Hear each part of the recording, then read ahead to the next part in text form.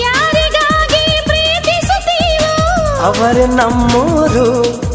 ಅನುರಾಗ ಒಂದು ಹಾಲು ಬೆಳದಿಂಗಳು, ಅಂತರಂಗ ಒಂದು ಅಮೃತ ಮಹಲು.